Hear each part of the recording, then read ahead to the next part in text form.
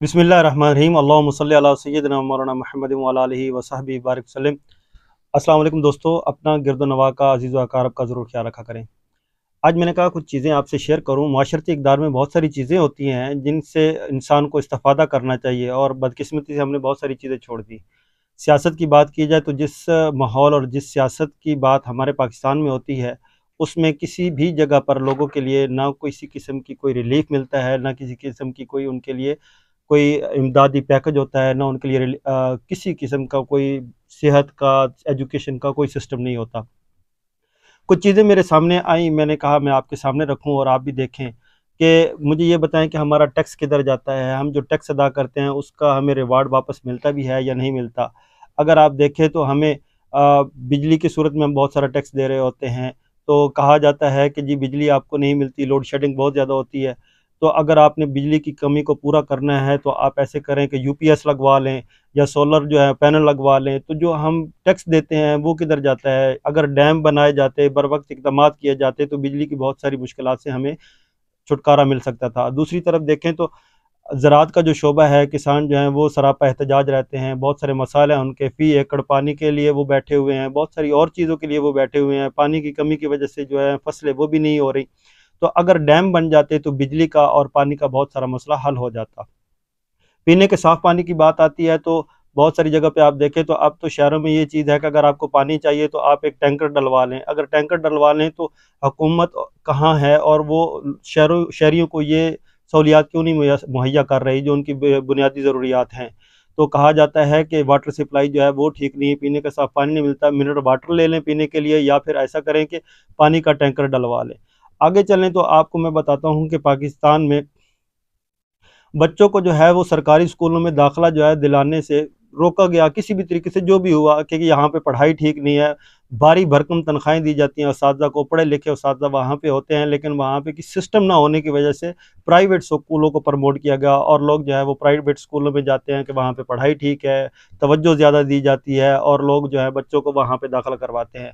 तो सरकारी स्कूलों की जो इतनी बड़ी बिल्डिंग की हैं उनका बजट मुख्तस किया जाता है, एजुकेशन डिपार्टमेंट होते हैं, मिनिस्ट्री ऑफ एजुकेशन है, वो सारे डिपार्टमेंट्स जो हैं वो फिर क्यों हैं, और इतने स्कूल जो पाकिस्तान में हैं उनका जो पढ़ाई का सिस्टम है अप्रूव क्यों नहीं किया जाता, उसको ठीक क्यों नहीं आता कि गरीब जो बच्चे हैं वो भी वहाँ पे पढ़ सकें। और ये तरगीब दी जाती है कि बच्चों को प्राइवेट स्कूल में पढ़ाया जाए, और अब तो ये एक फैशन बन चुका है, बल्कि ये सिस्टम बन चुका है, बच्चे प्राइवेट स्कूल में जाके पढ़ते होते हैं। आगे चलें तो इलाज मुआवजे के लिए सरकारी अस्पतालों में जाएँ तो लंबी कतारें होती हैं, और वहाँ पे किसी किस्म की कोई फैसिलिटी नहीं होती। अगर है भी कोई फैसिलिटी तो बराए नाम होती है। वहाँ पे बैठे हुए जो डॉक्टर होते हैं वो कहते हैं प्राइवेट क्लिनिक में जाके चेक करवाएँ, तो वहाँ पे अच्छा होता है। भारी भरकम फीसें जो हैं वो भरनी पड़ती हैं। प्राइवेट हॉस्पिटल को प्रमोट किया गया, वहाँ पे जाके इलाज मुआवजे के लिए बात की जाती है और वहाँ पे इलाज कराया जाता है। फिर मेरा वही सवाल है, वही बात है कि हमारा टैक्स किधर जाता है जो हम पे करते हैं, जो हुकूमत वक्त और हुकूमत की ज़िम्मेदारी होती है कि लोगों के लिए एजुकेशन और सेहत की जो है सहूलियात मुहैया की जाती हैं। वासा की बात करें या बल्दिया की बात करें तो गटर अगर बंद हो जाता है तो फिर बल्दिया उस जब शिकायत की जाए, जो किसी को बुलाना हो तो पैसे दे के गटर खुलवाना होता है।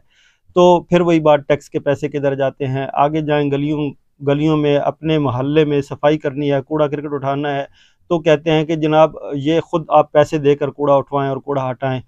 तो आगे अगर पुलिस की बात की जाए, इदारों की बात की जाए, तो कहते हैं कि जी अपनी हिफाज़त के लिए और अपनी गली मोहल्लों के लिए आप ऐसे करें, चौकीदार जो हैं वो खुद रखें, अपने पैसों से रखें, अपने माल की हिफाज़त के लिए ये सारे मामलात आपने खुद करने हैं।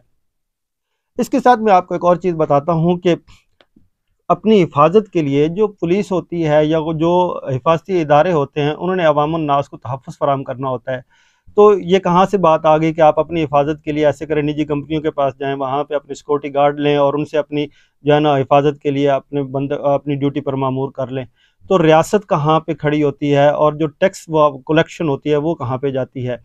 एक मिसाल मैं आपको दिखाता हूँ कि अरविंदर केजरीवाल जो था वो वज़ीर आला बनता है, ब्यूरोक्रेट होता है, उसको दर्द दिल या एक मुख़लस इंसान जब किसी कौम को मिलता है तो वो कहाँ से कहाँ तक ले जाता है। आज जिस सूबे का वो वज़ीर आला है, वो सूबा यूरोप के बहुत सारे ममालिक को ममालिक से आगे जा रहा है और बीट कर रहा है उनको। बहुत सारी फैसिलिटी अवाम को दी जा रही हैं।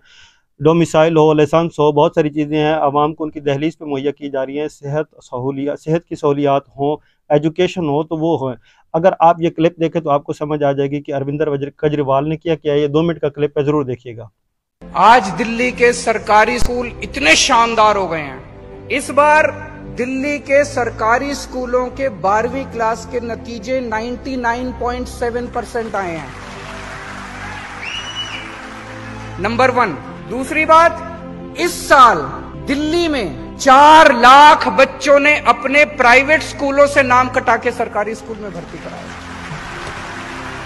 ये बड़ा इंटरेस्टिंग, हमने एंटरप्रेन्योरशिप क्लासेस शुरू की। बच्चों को 9वीं 10वीं 11वीं 12वीं में हमने बिजनेस करना सिखाया। विजय जी, हम दिल्ली में 11वीं और 12वीं के हर बच्चे को दिल्ली सरकार की तरफ से 2-2 हजार रुपए देते हैं और हम उसको कहते हैं बिजनेस करो, इस 2,000 रुपए से कुछ बिजनेस करो। तो वो बच्चा अकेला भी कर सकता है, टीम भी बना सकता है। तो मान लीजिए 5 बच्चों ने टीम बनाई तो 5 बच्चों के 10,000 रुपए हो गए।